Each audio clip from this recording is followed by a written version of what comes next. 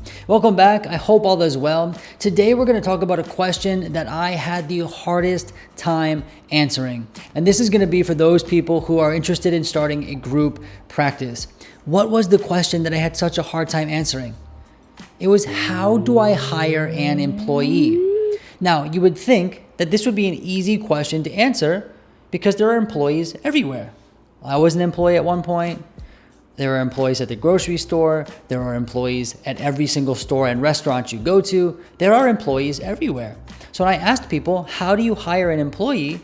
I couldn't get the answer. When I asked this question, people would often describe to me the different types of employees, and they would describe to me some of the pain points of hiring an employee, but I couldn't get a stepwise instruction about how to actually go about hiring an employee. However, I did finally get the answer, and that is what I want to share with you today. I'm going to share with you the steps that it takes to hire an employee. In other words, how do you go from where you are today, which is probably a therapist with no employees, to having an employee that is hired and working for you? That's what we're going to talk about. If you haven't done so already, please do go ahead and subscribe down below. Hit the thumbs up button on this video, but only if you want to. There is no pressure.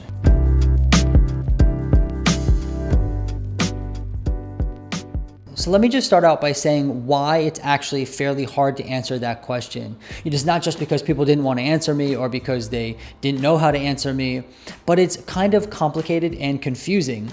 Hiring an employee is not something that you have a manual for. There's not a black and white answer. There's a lot of laws, there's a lot of regulations, there's a lot of nuance that goes into it.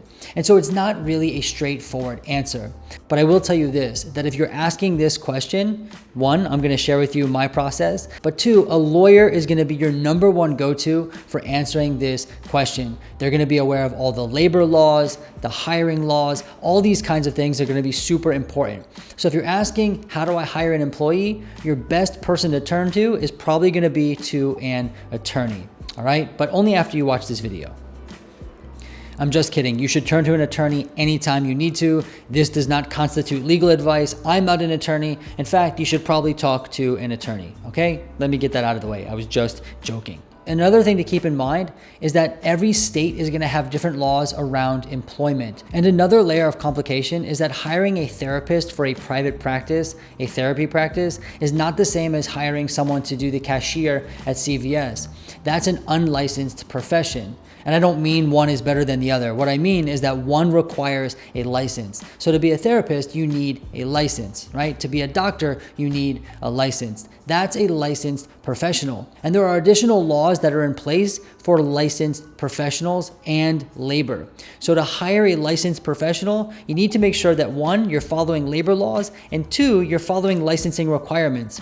And like I mentioned in a previous video, law is really complicated and you should definitely consult an attorney for this. So this is one of the reasons why hiring an employee is not that easy and not that straightforward. However, with that out of the way, let's go through steps that you can take to hire an employee. All right, so the first thing you need to consider is what type of employee you need to hire.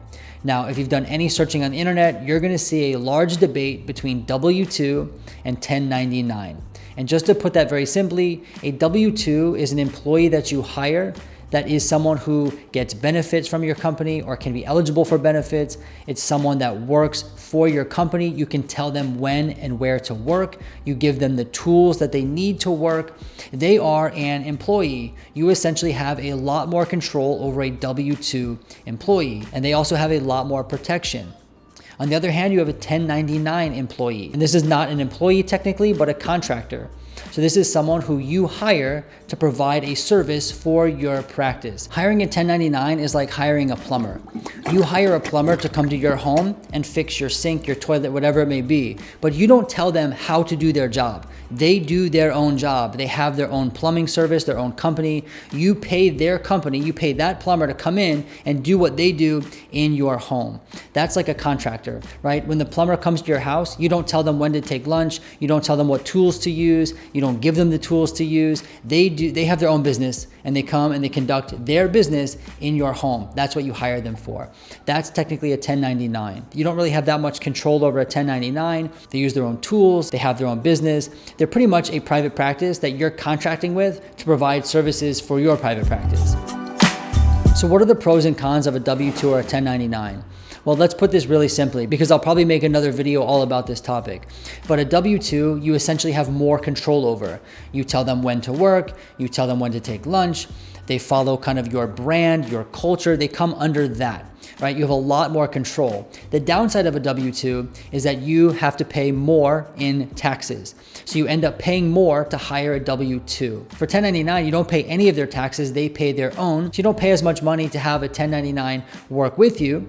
However, you have no control over what they do. You essentially say, hey, I need someone to run groups for me. Can you run it? They do it. They do it on their time. They do it with their tools, and they have their own business. So if you want to have like a culture or you want to have a long-term vision for your private practice, a 1099 is not going to be the way to do that. And so when we think about 1099 versus W-2, it's not simply which one do I want, but there are laws and regulations for what classifies someone as a W-2 or a 1099. So one thing I do see is that in the different messaging boards and Facebook groups, people are trying to figure out, what do I do? Do I hire a W-2 or a 1099? And this is actually not the right question to answer because it's not really your choice. You basically have to decide, what kind of practice do I want? What kind of employee would suit my practice best? And then hire the appropriate employee. So if you're someone with a long-term vision, you want to build a practice that has a work culture, that you can control the hours and the vacation time and all that kind of stuff, you might want to consider the W-2 route. In fact, you kind of have to go with the W-2 route because that's the only way you can do it. If you're someone who wants to just be able to provide more services to people and you don't really care how that's done, maybe a 1099 would be good for you.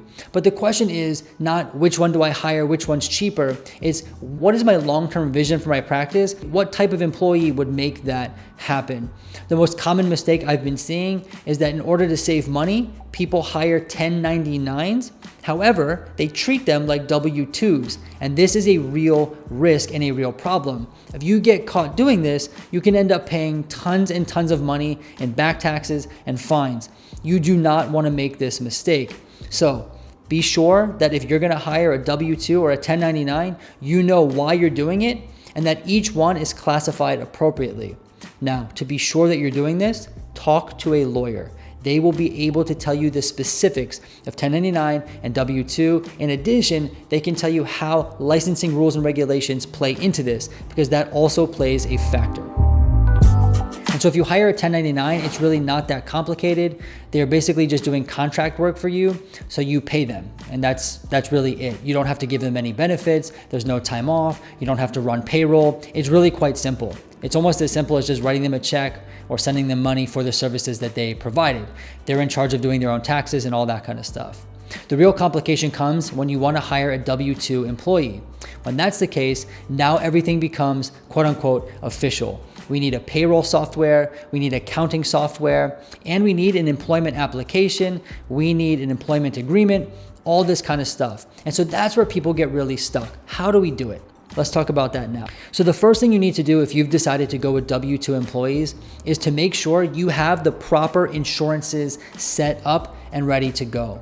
Now, I'm not talking malpractice insurance, although that is important. You want to make sure you have malpractice insurance, but you need, at least in the state of New York, you need a couple different types of insurances. First, you need workers' compensation, right? This is something you need to acquire. Two, you need something called paid family leave and short-term disability insurance. That is combined. So paid family leave and short-term disability, that is one type of insurance. Workers' compensation, that's another type of insurance. So you need two types of insurance in addition to your malpractice insurance to be able to hire an employee. And that is specifically for the state of New York. And then from there, you may want to consider having an employment application. What's an employment application? Well, I'm sure you filled one out before, but this is how you obtain different information, skills, requirements, all sorts of things. Now, I had a healthcare attorney write up an employment application for me. Why? Because I'm not a specialist in employment, labor, or hiring. So I wanted to make sure that the application was written properly and in compliance with whatever I needed. So I simply used the one provided to me by my attorney. So once I had the application filled out, I then obviously was able to review it. And then once I chose an applicant, Then the next step was to have an employment agreement. Now, this also gets very confusing because there's things like letters and agreements and contracts. You really do need to talk to an attorney about which option is best for you. But essentially what we're talking about is once you've decided to hire someone because you've reviewed their application, you need something in writing to come up with this agreement. You know, who they are as your employee and who you are as their employer. And then from there, you need to make sure that you have a payroll software. Now, this is non-negotiable. Payroll is something you have to do. In fact, in the state of New York, have to open a payroll account with the state of New York to begin hiring employees. Now, I didn't mention that before because I don't know if that's the case in other states, but here in New York, along with getting the insurance that I mentioned, you also need to open a payroll tax account. So this is something you must do before the hiring process, right? And so payroll is crucial. Now, payroll, this is a term I've never really heard of before, but it's an actual process, right? So now you need a software to do payroll. And what's payroll? Essentially, it's keeping track of hours and how much someone gets paid and how much taxes are taken out and what you need to hold back. It's very, very complicated and very, very confusing. Basically, as a therapist, you're not going to be doing payroll on your own. I don't think anyone does payroll like manually. You need to find a software. The one that I was recommended and I see recommended most is a software called Gusto. It's been really good, really easy to use. They pretty much do everything for you. Now, I am someone who had zero experience with payroll or anything like that, and I've been using Gusto and I've been able to learn. It is a learning curve, but I've been able to learn. In addition, my accountant is also able to sign into my account, and so we're both able to look at it, and so that person can help me as well. So Gusto is going to be a good payroll software. And now, once we have payroll set in place, we also need a bookkeeping software. This is going to be something like QuickBooks. And yes, it is different than your payroll software. It is how you keep your books. Now, I know some people have an accountant do this for them. Some people do this manually, but what I was recommended was QuickBooks. And this is how you keep track of all of your business's expenses, including the payroll that you are paying your employees. So even just making this video, my head is spinning because that is a lot of steps just to hire someone. So let's just go through that one more time. And the step one is figuring out whether we need to hire a W-2 or a 1099 based off of our long-term vision and goals. Again, you don't just simply get to pick 1099 versus W-2. There are stiff penalties for misclassifying an employee. And then from there, if we decided on 1099, there's not really much else to do. You just simply pay them because they handle everything else on their own. And so if we decided on W-2, then we need to make sure all the insurances are in place that are required before hiring an employee. So here in the state of New York, it's workers' compensation 1 and short-term disability, paid family leave 2. We need to get those in place. And on top of that, here in the state of New York, you need to open an account as an employer who's paying employees, right? So that's all the steps before even hiring the employee. And then from there, we do the job application, which again, we should be written by an attorney. Once you review the job application, you have to come up with some sort of agreement between you and the employee.